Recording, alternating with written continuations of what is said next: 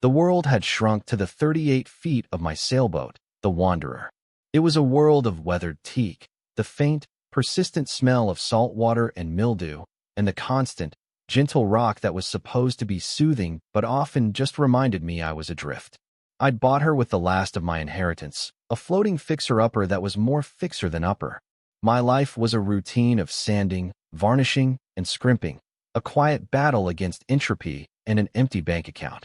From my cockpit, where I'd drink my instant coffee each morning, I had a clear view of the marina's star resident, the Serenity. She was 150 feet of silent, elegant power. All clean white lines, polished chrome, and dark, impenetrable windows.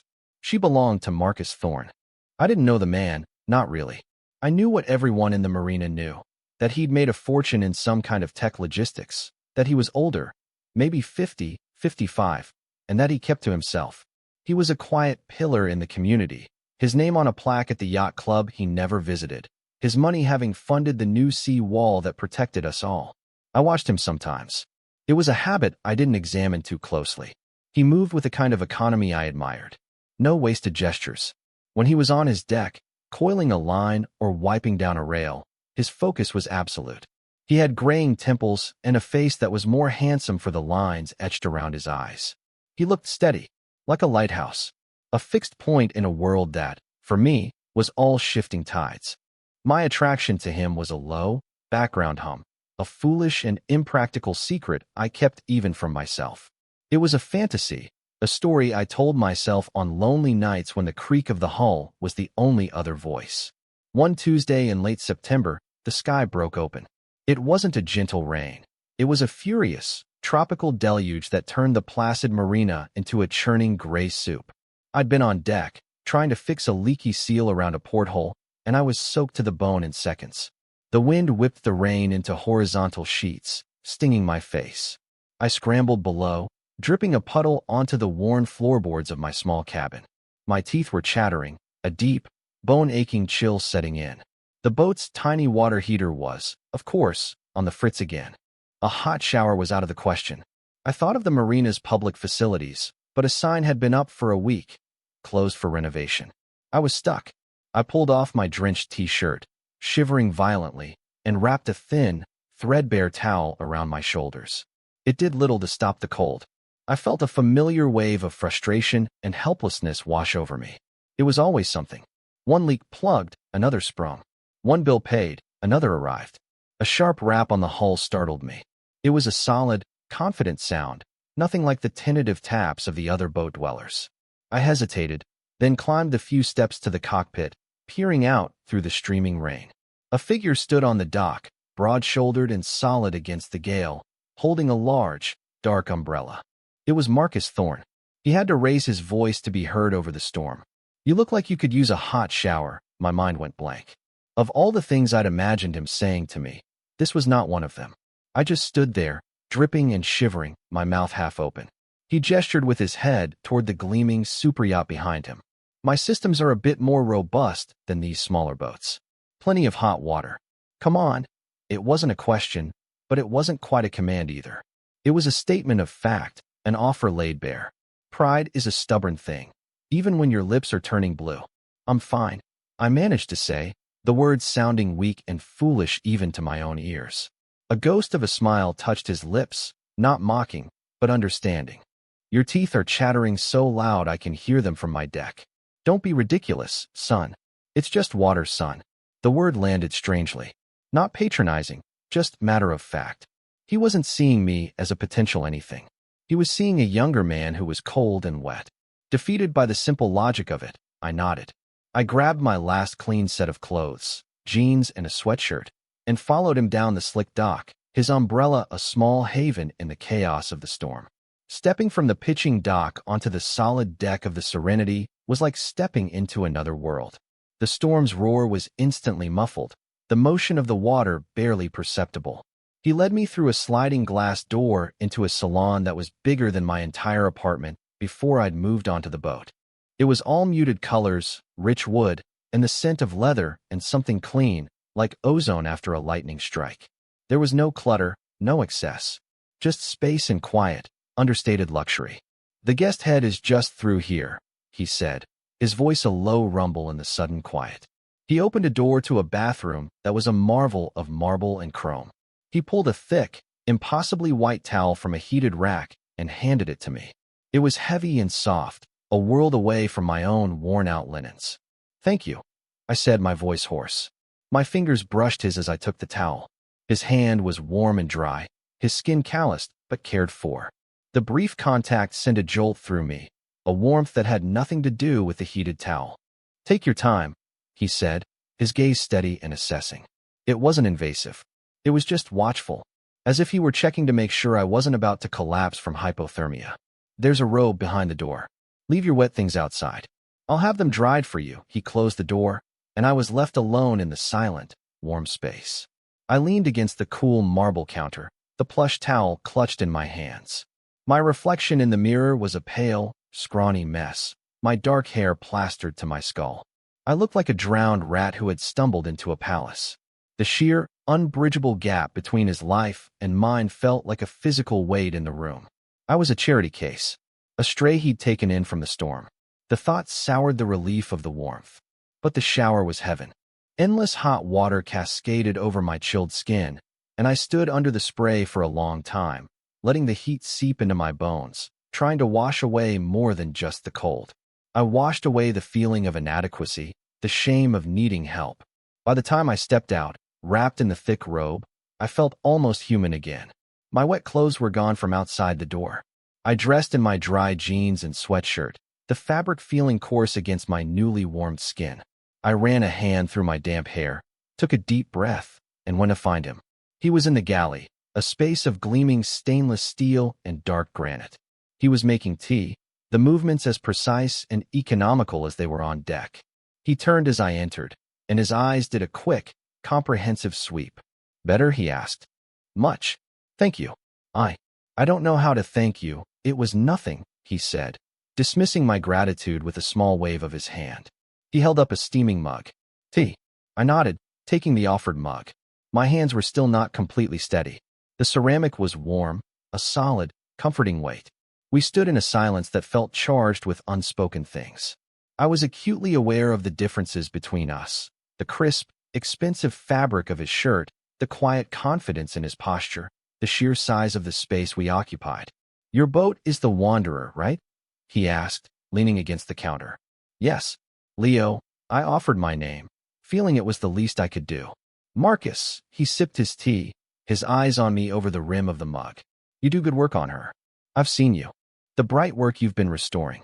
It's meticulous. The unexpected praise caught me off guard. Oh, thanks.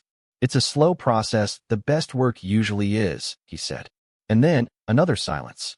I felt a desperate need to fill it, to prove I wasn't just some charity case. But what could I possibly say? So, what's it like being a billionaire? The thought was so absurd, I almost choked on my tea. I finished the tea too quickly, the warmth spreading through my chest. Well, I should let you get back to your evening. Thank you again, for everything. I placed the mug on the counter. And for the laundry, it's no trouble. They'll be ready in about an hour, if you want to wait. No, I can.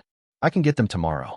I don't want to impose. The word impose hung in the air, highlighting my position as an intruder in his perfect, orderly world. He gave a slight nod, accepting my retreat. He walked me to the door. The rain had lessened to a steady drumming on the roof. Stay dry, Leo, I will. Thanks. I stepped out onto the deck, the cool, damp air a shock after the warmth inside. I was halfway down the gangplank when I realized I was still holding his towel. I turned back. He was still standing in the doorway, a silhouette against the warm light of the salon. I forgot. I started, holding up the plush white rectangle. He didn't move. Keep it for now, he said, his voice carrying easily in the quieted air. You might need it again, and with that, he gave a small nod and closed the door, leaving me alone on the dock in the rain-washed twilight. I walked back to my own small, dark boat, the ridiculously luxurious towel clutched in my hand like a stolen relic from a foreign land.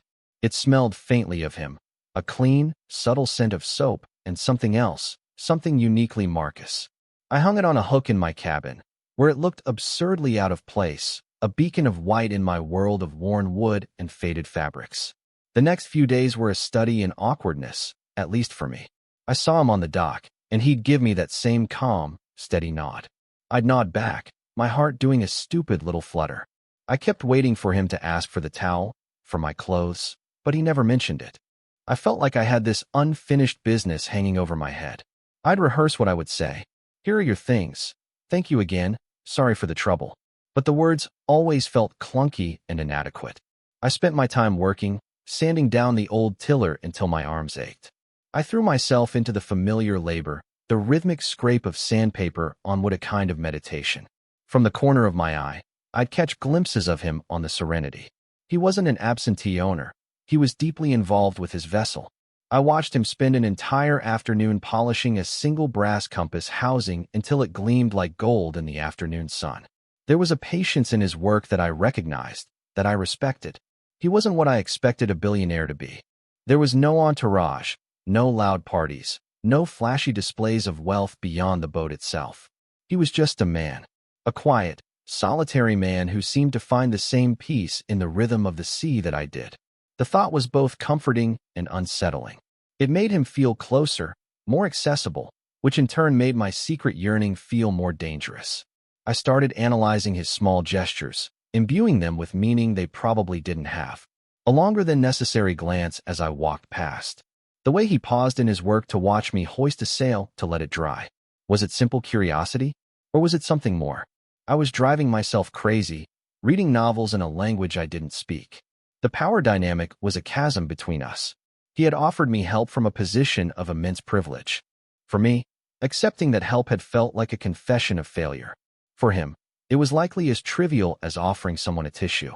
I was a minor character in his life, a footnote from a stormy Tuesday.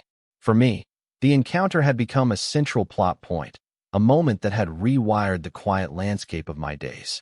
A week after the storm, I was struggling with a stubborn bolt on my windlass. My knuckles were skinned, and I was cursing under my breath, my frustration mounting with every failed attempt to loosen it. Need a hand. His voice was right behind me. I jumped, dropping my wrench with a clatter. It skittered across the deck, stopping just short of the edge. Marcus was standing on the dock, looking up at me. He was wearing simple work pants and a gray Henley that stretched across his broad chest. I'm fine, I said automatically, my default response to any offer of help. He looked at my bleeding knuckles, then at the wrench, then back at me. One of his eyebrows arched slightly. It was a gentle, unimpressed expression. You've been at that for 20 minutes. Sometimes you just need more leverage. He stepped onto my boat without waiting for an invitation. The Wanderer tilted slightly under his weight. His presence filled the small space of my deck. He was close, close enough that I could smell that same clean scent from his boat, mixed with the faint, metallic smell of brass polish. May I? He asked, gesturing to the wrench. I nodded, feeling flustered and clumsy. I watched as he picked up the wrench and fitted it onto the bolt. His hands were large and capable, the knuckles scarred, the fingers long. These weren't the soft hands of a man who only wrote checks. He positioned himself, braced his feet, and gave a single, smooth, powerful pull. There was a sharp crack as the corroded bolt finally gave way. There, he said simply, straightening up. He handed the wrench back to me. Our fingers brushed again. This time it felt less like an accident. The contact was brief, but my skin tingled where he'd touched it. I looked up and met his eyes. His gaze was direct, and for the first time, I thought I saw something beyond polite, neighborly interest. A flicker of warmth, a hint of curiosity that felt personal. Thank you. I stammered, my face heating. Sometimes two hands are better than one, he said, his voice quiet. He didn't move away.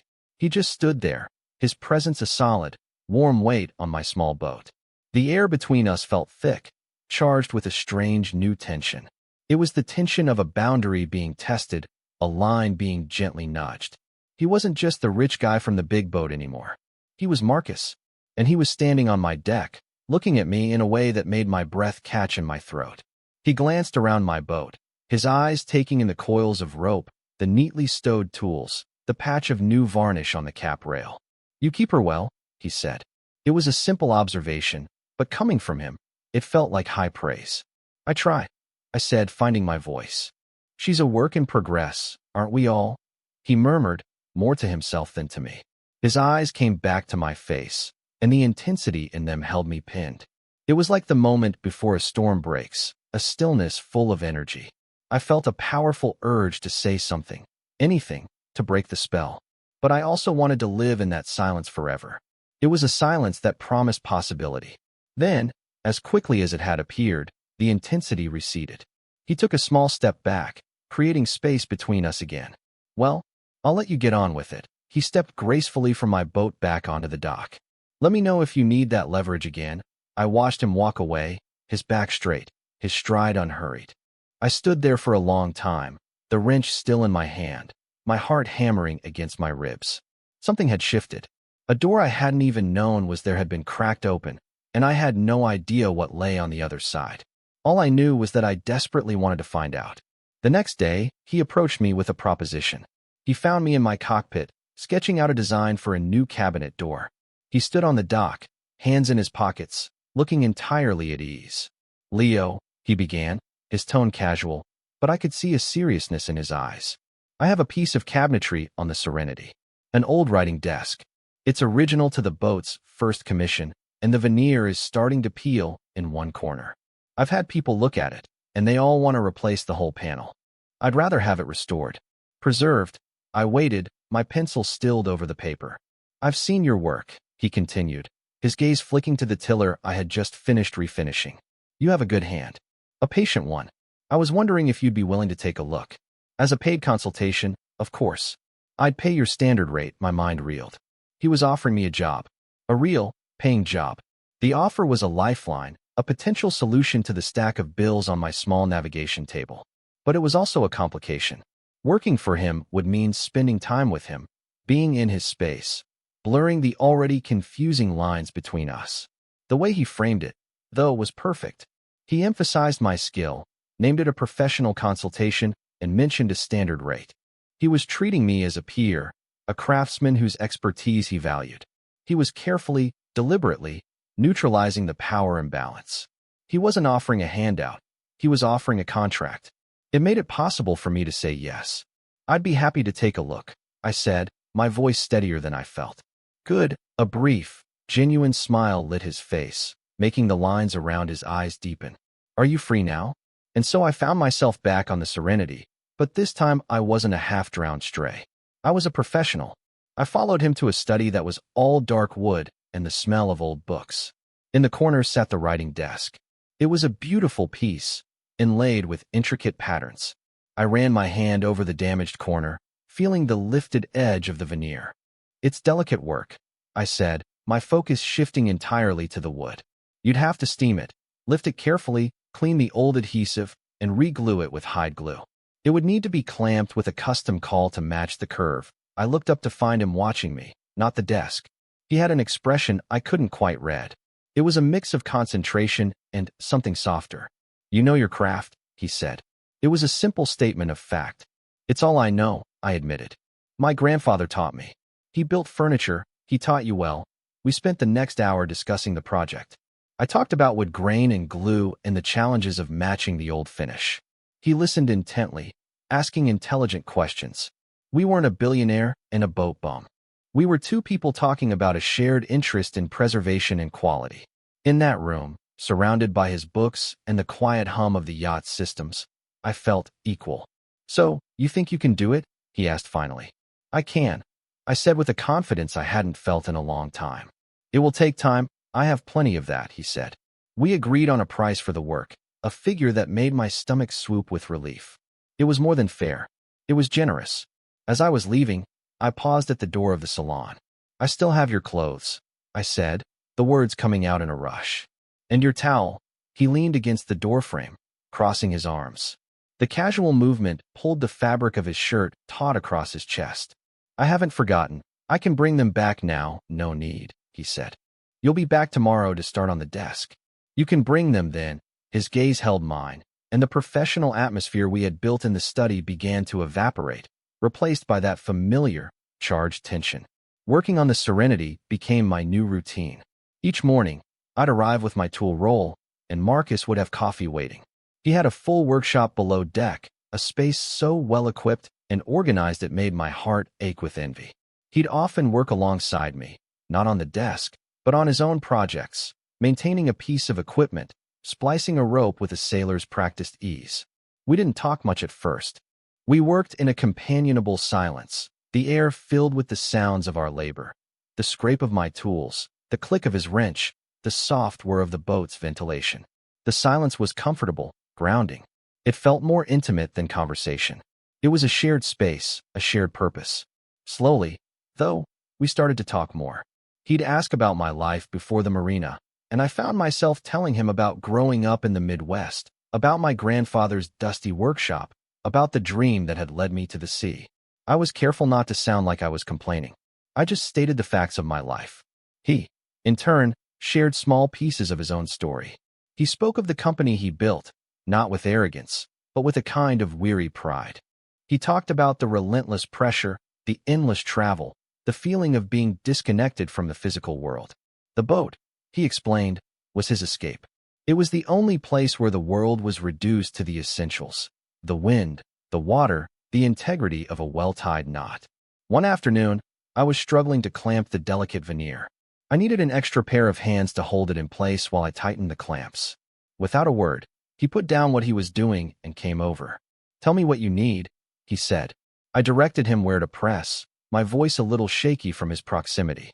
We were leaning over the desk, our shoulders brushing, our heads close together. I could feel the warmth radiating from his body.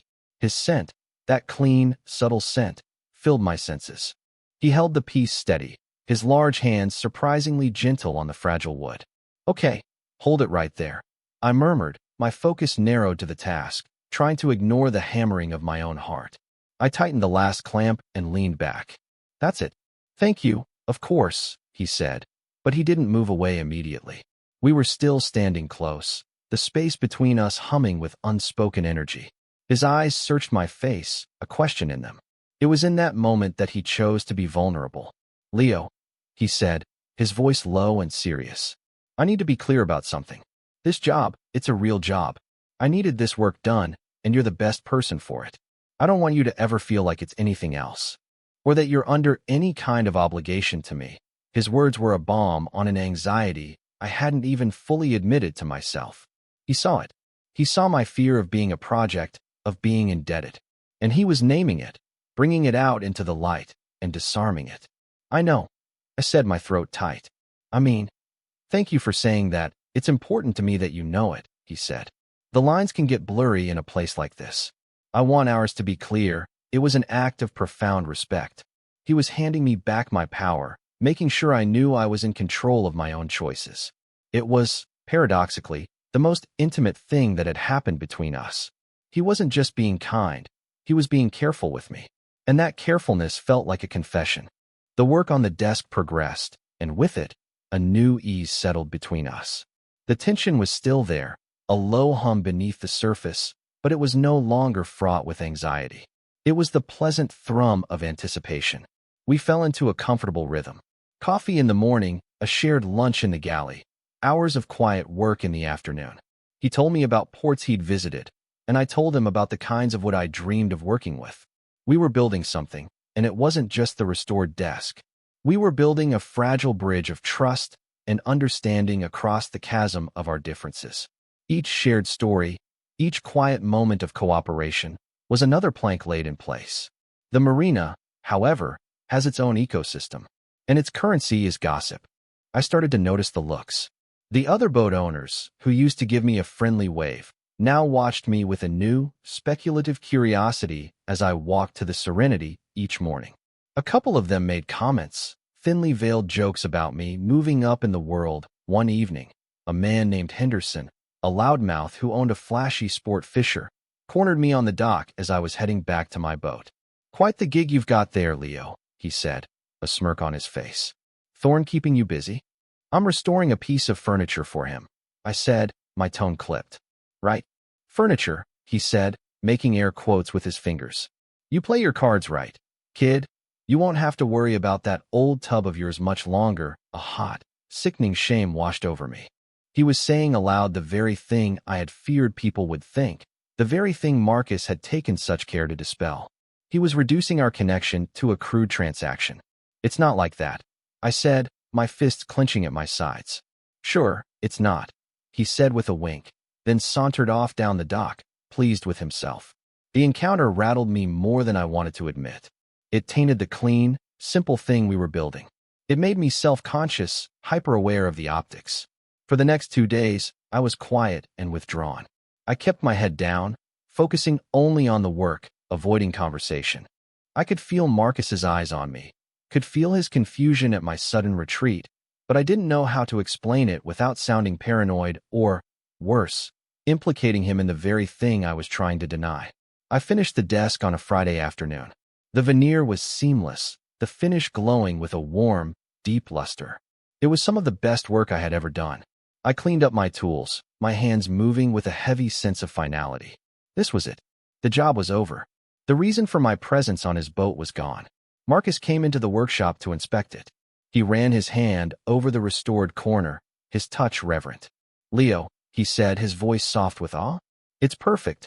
It's better than it was. I'm glad you like it," I said, my eyes on the floor. He was quiet for a long moment. Then he said, "Something's wrong. You've been quiet for days. Did I do something?" I shook my head, unable to meet his gaze.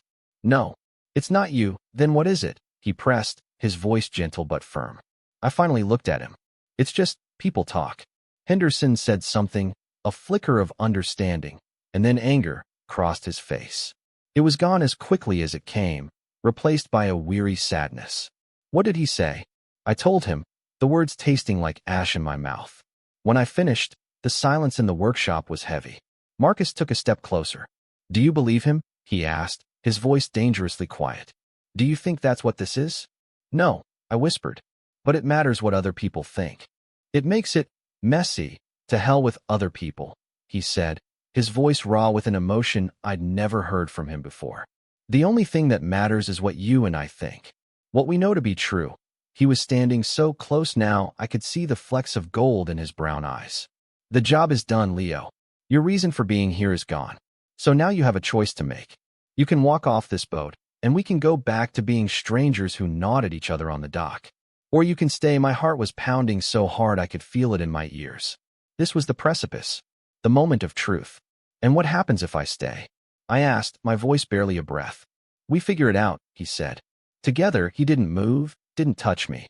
He just waited, his eyes holding mine, giving me all the space, all the power. He had laid his cards on the table, and now the choice was mine. The silence stretched, filled with the weight of everything unsaid between us for weeks. And then I remembered. The one piece of unfinished business. "I still have your towel," I said, a faint, shaky smile touching my lips. A slow smile spread across his face in return, a real, unguarded smile that transformed his entire expression. "I know," he said. "I was hoping you'd return it." He paused, and his eyes darkened with intent. "Maybe tonight." The words hung in the air, a clear, unambiguous invitation. It wasn't a command. It was a question, a hope. And in that moment, all the gossip, all the fear, all the insecurity, it all just fell away. All that was left was him, and me, and the simple, terrifying, wonderful truth of what we both wanted. "Tonight," I agreed, my voice firm and clear. That evening, I returned to the Serenity. I didn't bring my tool roll this time. I brought a small duffel with my clean laundry, and folded neatly on top, the thick white towel. My hands were sweating as I walked up the gangplank. The boat was quiet, bathed in the soft glow of its deck lights. The rain from weeks ago seemed a lifetime away. He met me at the door. He wasn't wearing his work clothes. He had on a dark, soft-looking sweater and linen trousers.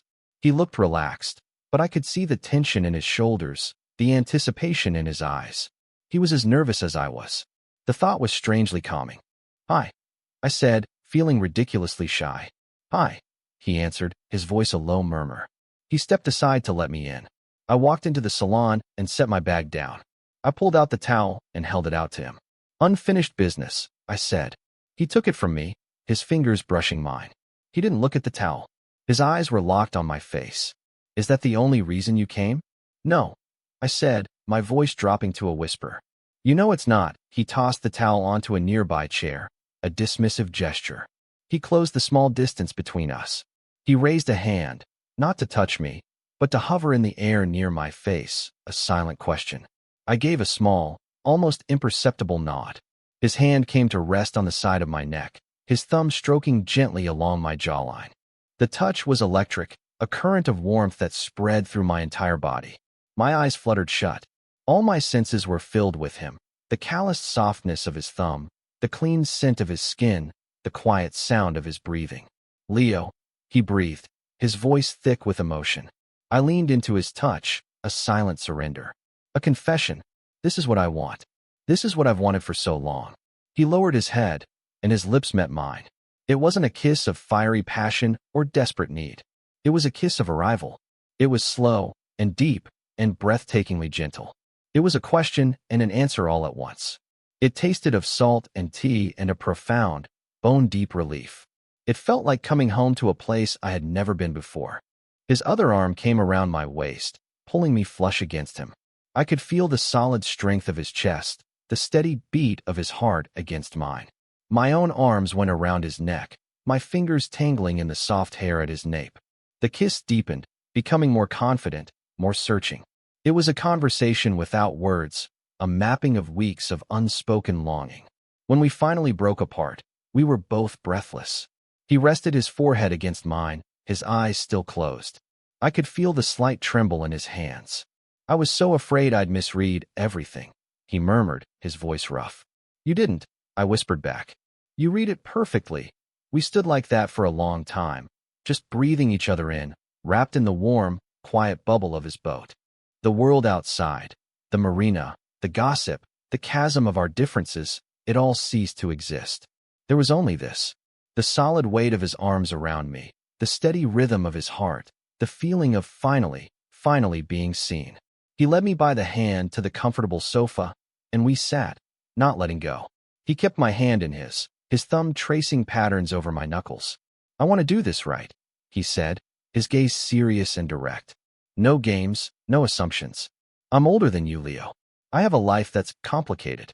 And you have yours, one that you've built with your own two hands.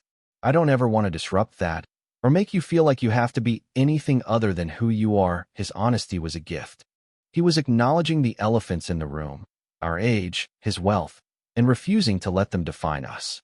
"I don't want to change," I said, finding a new courage in his sincerity. "But I don't want to be alone anymore, either." A look of profound relief washed over his face. "Good," he said simply.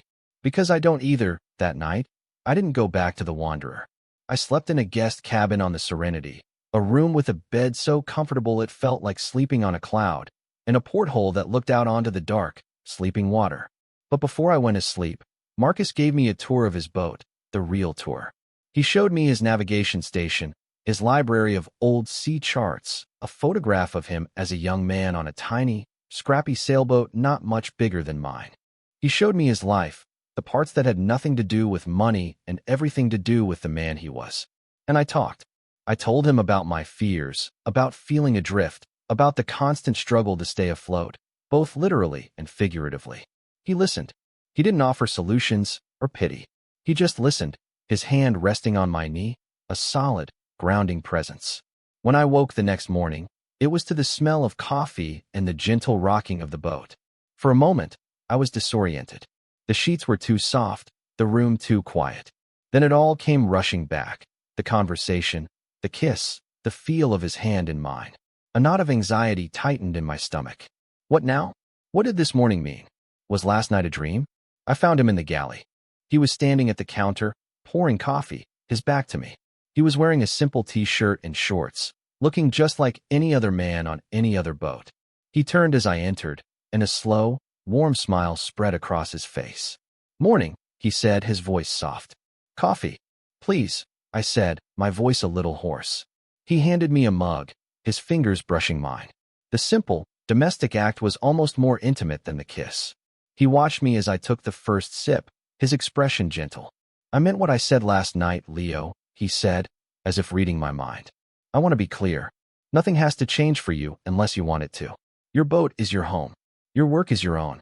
This," he gestured between the two of us, "this can be whatever we decide to build. At our own pace." His reassurance was a physical release. The knot in my stomach loosened. He wasn't trying to absorb me into his life. He was inviting me to build something new alongside it. He was respecting my independence, my space, the very things that defined me.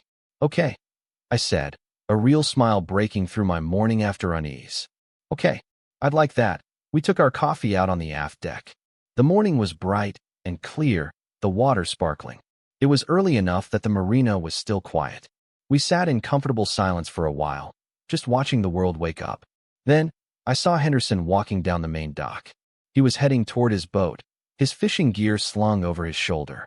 I instinctively tensed, my old shame flaring up. He was going to see me, here, on Marcus's deck, the morning after. His smug, knowing smirk flashed in my mind. Marcus must have felt me tense up. He reached over and placed his hand on my shoulder. It wasn't a possessive gesture. It was a steadying one. A quiet message of support. I'm here. We're in this together. Henderson looked up. He saw us. His eyes widened for a fraction of a second, and then his gaze flickered between me and Marcus. The smirk I had been dreading started to form on his lips. But this time, I didn't look away. I didn't flinch. Bolstered by the solid weight of Marcus's hand on my shoulder, I met his gaze directly. I didn't smile. I didn't scowl. I just looked at him, my expression neutral, unashamed. I held his gaze until he was the one who looked away, breaking the contact and continuing down the dock. When he was gone, I let out a breath I didn't realize I'd been holding. Marcus gave my shoulder a gentle squeeze before removing his hand. You handled that well, he said quietly. I wasn't alone this time, I said, looking at him.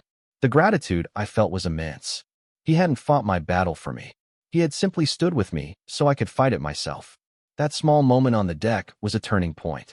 It was the first test of our new, fragile connection, and we had passed it. We had faced the outside world, and we had stood firm. We spent the rest of the weekend together, but not just on the Serenity. He came over to my boat, the Wanderer. He didn't comment on its size or its state of disrepair. Instead, he admired the cleverness of my storage solutions, the beauty of the wood I was restoring. He sat in my small cockpit, his large frame making the space feel tiny, and he looked perfectly content. He asked me to show him my workshop, the small corner of the main cabin where I kept my tools. He picked up one of my grandfather's old hand planes, testing its weight, his expression full of respect. These have a soul, he said, running his thumb over the smooth wood of the handle. You can't get this from a machine. Seeing my world through his eyes, I felt a renewed sense of pride in it. He didn't see my life as lacking. He saw it as authentic. He saw the love and the labor I had poured into it, and he valued it. We talked for hours that weekend. We established the boundaries he had promised. We agreed to take things slow, to build a foundation. The professional line would remain. He insisted on paying me for the hours I'd put in on the desk, transferring the money to my account before the weekend was over. It was his way of resetting the scales, ensuring I was never in his debt. We decided I would keep my boat as my home and my workspace. It was my anchor, my independence, and he understood that. We would have dinners together, spend nights together, but we would maintain our own spaces. It was a partnership, not an acquisition. A few weeks later, we had settled into a new, quiet rhythm. Our relationship wasn't a public spectacle. It was a series of small, private moments. It was me bringing him a coffee on his deck in the morning. It was him leaving a bag of fresh groceries on my boat when he knew I was running low. It was the easy way he'd reach for my hand as we walked down the dock in the evening. One Saturday morning, I woke up in his galley. I had stayed the night, and we had woken early. The sun was just beginning to rise, painting the sky in shades of pink and orange. Let's make breakfast, he said, his voice still thick with sleep. We moved around the gleaming, spacious galley together. It was an easy, unspoken dance. I cracked the eggs while he sliced the bread for toast. He knew where everything was, of course, but the space no longer felt like his alone. It felt shared. I knew which cabinet held the mugs, which drawer held the silverware. I felt a sense of belonging that was warm and profound. We ate on the deck, watching the sun climb higher over the water. The marina was silent, save for the cry of a distant gull and the gentle lapping of water against the hull. I looked at Marcus, at the way the early morning light caught the silver in his hair, at the peaceful, contented expression on his face. What are you smiling at? He asked, catching my eye. This, I said, gesturing to the scene around us. Us. It feels simple, simple is good, he said, reaching across the small table to take my hand. Simple as what I've been looking for. I looked down at our joined hands. His was large and strong, marked by years of work and life. Mine was smaller, stained with varnish and dotted with small scars from slipped tools. They were different, from different worlds, but they fit together perfectly. Later that day, I was on my own boat, putting a final coat of varnish on the tiller. The sun was warm on my back, and a gentle breeze blew in from the sea. I looked across the water at the Serenity, gleaming and white against the blue sky. It no longer looked like an intimidating fortress, a symbol of a world I couldn't enter. It looked like an extension of the man I was coming to love. It looked like a second home. I thought back to the man I was just a few months ago, isolated and struggling, watching that boat from afar with a hopeless, secret yearning. I had felt so small, so insignificant. My world had been circumscribed by my own limitations, my own fears. Marcus hadn't saved me. I knew that. He hadn't fixed my problems or bought me a new life. What he had done was something far more profound. He had offered me a steady hand, a safe harbor in a storm. He had seen me, not for what I lacked, but for who I was. He had looked past the worn-out boat and the empty bank account and seen a craftsman, a man of patience and integrity. He had used his resources not to control or possess me, but to create a space where we could meet as equals. He had offered me a job to affirm my skill and a hot shower to affirm my humanity. He had waited, patiently, for me to cross the bridge he had so carefully helped me build. The difference in our ages and our bank accounts hadn't vanished. They were still facts, as real as the tide. But they were no longer a chasm between us. They were just part of the context of our story, the landscape against which we were building our simple, quiet life. They were the background music, not the song itself.